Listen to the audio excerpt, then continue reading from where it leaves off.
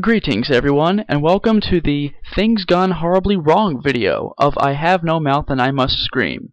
In this video, I'm going to explore some particularly bad choices that your characters could have made during the various scenarios. I found a couple more in some character scenarios than others, but I'm going to go through what I have found for you, and overall I hope the experience will be very entertaining. Every character has a death sequence, at least one, and there are also a couple of bad decisions that the characters can make that allow them to actually complete the scenario, though with a lower spiritual barometer.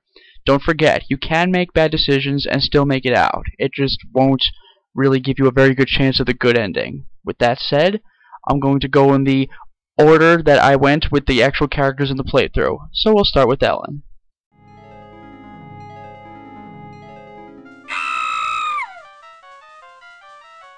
Foolish woman! Did you think you could hide from me forever? Let me caress your body once more.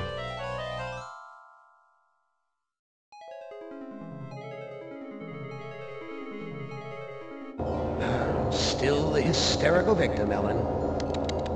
Well, return to the fire, and consider how easily your weaknesses can turn you into a helpless victim again, and again, and again. Who among you shall go next? Well, that didn't go very well, did it? That was really the only bad decision I could find for Ellen. Yes, I did try reprogramming Anubis Statue's ROM chip for humanity instead of for Ellen, but it didn't really seem to do anything. All it did was just not let you progress further, so you have to reprogram the chip. So that was the only way out I could find, and if you simply give up in front of the man in yellow, you'll get the same result. So with that said, let's move on to Benny. I was only able to find really one bad thing for Benny as well, considering that you found another bad scenario for him during my actual gameplay. Here's what happens if you go to the first sacrifice and you try asking if you can eat the mother, instead of asking to simply watch the sacrifice.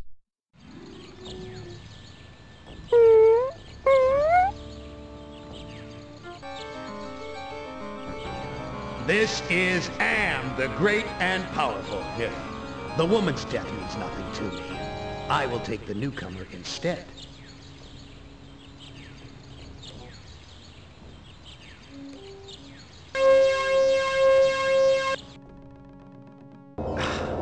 Benny, a heartless animal to the last. But I'm not yet quite ready to indulge your appetite.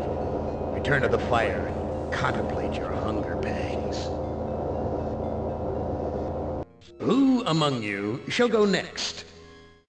That's what you get for putting your stomach above those who just saved your life, Benny. Maybe you'll do a little better next time around.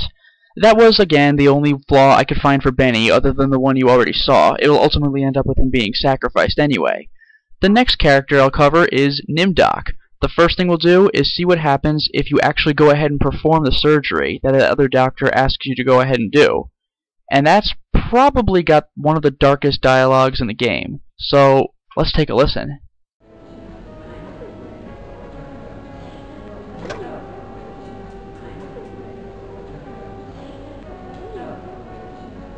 There, it is done.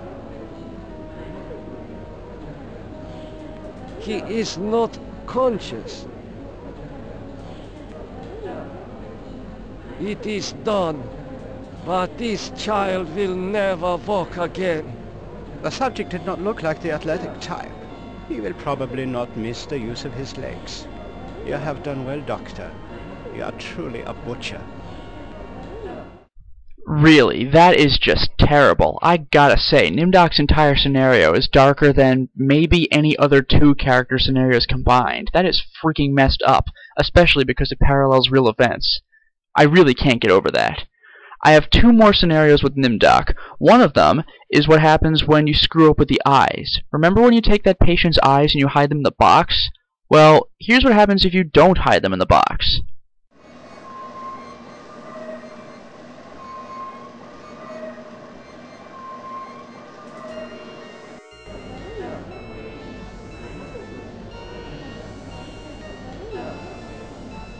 You must let me go. With these materials, I may be able to remedy the atrocities I have committed. How can you possibly undo an unspeakable crime such as this?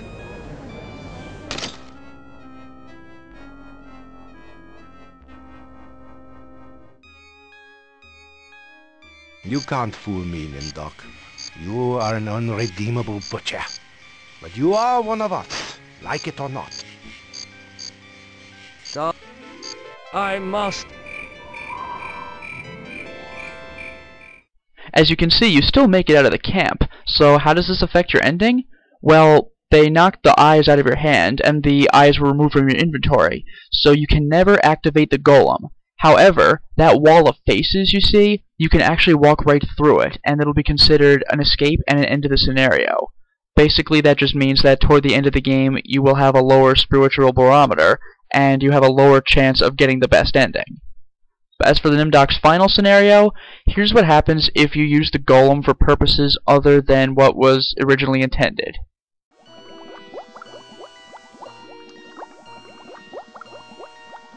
Golem, kill Dr. Mengele.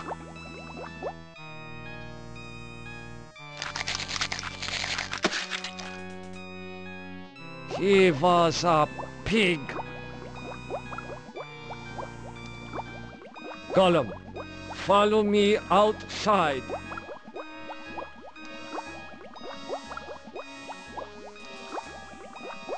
Nimdok, I knew...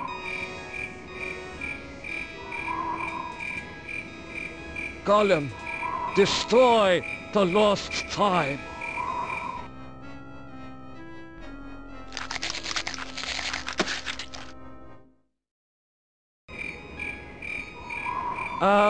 Was right. I am not redeemable. I wish to continue my research. I had hoped you would choose to carry on your research, Nimdok. Come, my evil friend. Let me take you to a laboratory the likes you have never seen before. Who among you shall go next? Nimdok kills the lost tribe, embraces his Nazism, and wishes to continue the research he started back in the 40s. Worst ending ever! The next character I'm going to do is Gorrister. I have 4 scenes for him. The first one is very early on when you discover the room where there had been a fight, and there's a punch bowl on the table.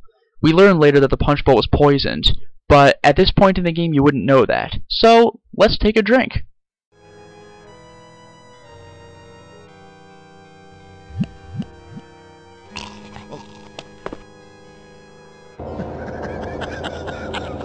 Did you really think I'd let you die now when I've intervened every time you attempted suicide in the last 109 years? No, Gorrister, I'm sending you back to the fire so that you may languish in your guilt over and over again. This is a hell with no end, Gorrister. Who among you shall go next? That is definitely one of the better Am speeches I've heard once your character fails a scenario. He was just reveling in that misery. Now I have 3 more scenes for Gorrister. The next one, there's no real cutscene involved, it's just what happens if you decide to take an option other than tie Edna up. And believe me, I wouldn't have minded doing this if it didn't affect my morality barometer. One heart looks like another. One thing that I had neglected to record after that is if you look at Edna or talk to her, Gorrister will say, "Now Edna, you truly are heartless." I just thought that was a badass line. Now there was no cutscene involved with that little interaction, but this next one more than makes up for it for that. After you realize Harry betrayed you, you can truly go nuts.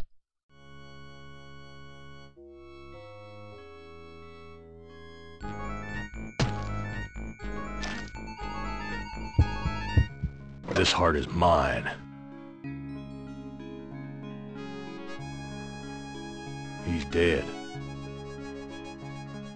Holy crap! Nimdok may have the most grim dialogue in the game, but that was definitely the most grim scene. He freaking stabs a guy in the back, sprays blood on the wall, and pulls out his still beating heart. Gorrister, you are freaking hardcore. I have one more scene with him, and this is another suicide attempt. Am's dialogue remains the same, but hey, pyrotechnics!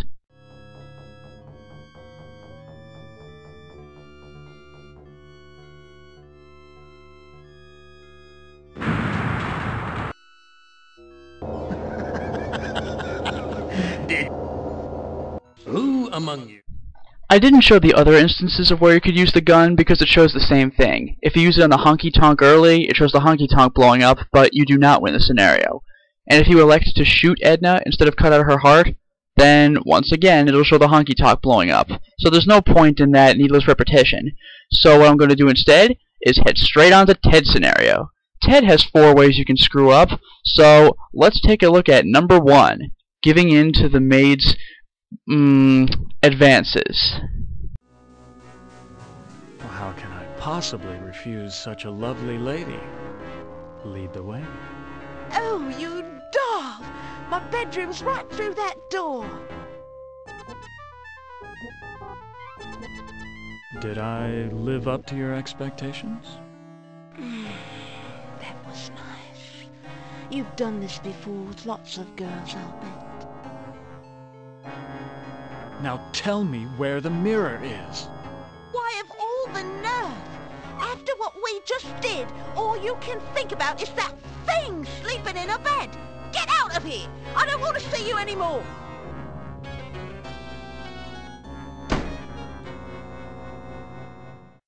From that point on, you are locked out of the maid's room, and you cannot go back in for the remainder of the scenario. However, technically you've already been in the room when you were sleeping with the maid. So if you talk to Sir God about the location of the mirror, he'll mention the tapestry, talk about that to the devil, and the scenario will go right on like nothing happened, and you'll find the mirror in the standard place. After this, let's see what happens if you screw up your magical spell against the evil witch. You may be surprised. Kala Ingma Wacko. So much for Prince Charming. Ted, you are nothing more than a toad.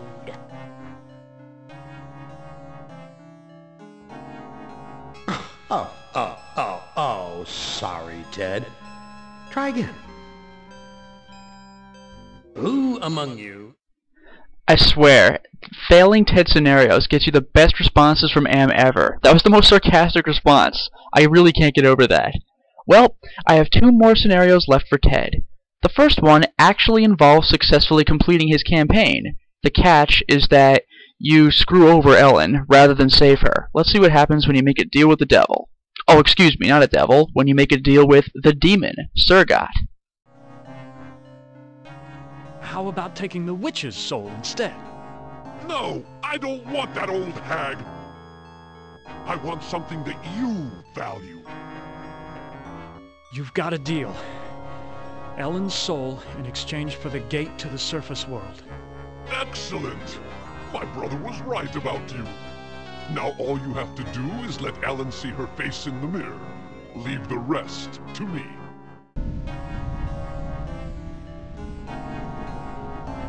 Oh my God! I look like the damn Ted! What have you done to me?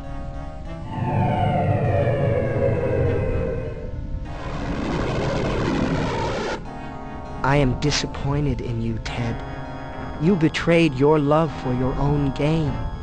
I fear that I shall be seeing neither you nor Ellen in heaven. God have mercy on your soul. You're a chump, Ted. If you wanted to cut a deal, you should have done it with me. I warned you not to trust the demon. Too bad I can't stay for the fireworks. I'm out of here.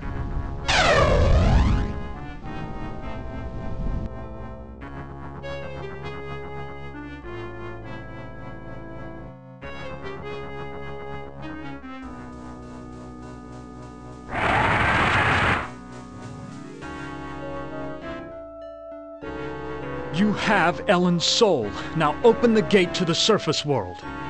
Not to worry, human. I always uphold my end of the bargain. Here you are. But bring your radiation suit. I never promised you paradise, just the surface world. Enough of this turgid passion play. There's no more to accomplish here.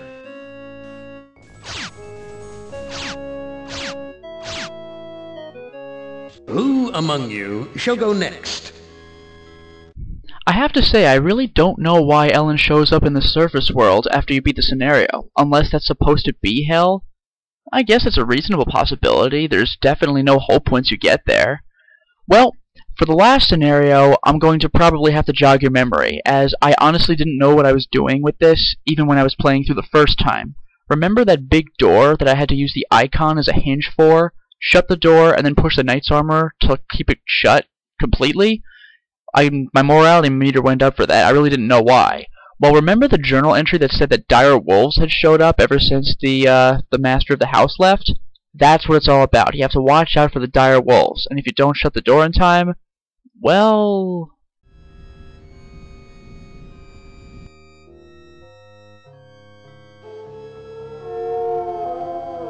That howl was much closer than before.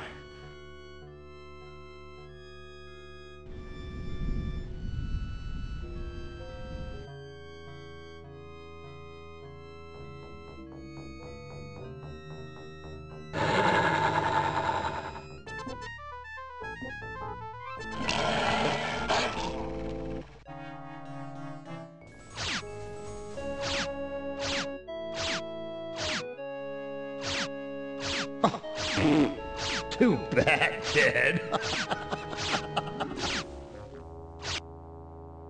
Who among you shall go next? It looks like Ted ended that scenario with dire consequences! But seriously, when it's all said and done, this has been I Have No Mouth and I Must Scream, an incredibly dark game. Not scary so much as it is incredibly bleak and in some cases downright depressing. But don't forget, just because it isn't that scary doesn't mean it can't be over-the-top disturbing, as was evidenced in this video, and especially scenarios such as Nimdok's. I had a blast playing this game, and I hope you had fun watching it. As for my next game, I still need to make sure that I can harness console footage. I know that I was able to pick up some Soul Calibur 3 stuff from the PS2. If I can get some footage from other systems, then I think I'll be in good shape. I don't see a way I won't, but I'm being tentative just to stay on the safe side. Whichever game I do next, believe me, I've been waiting for months to pull it off, so I hope you enjoy. Until next time, everyone.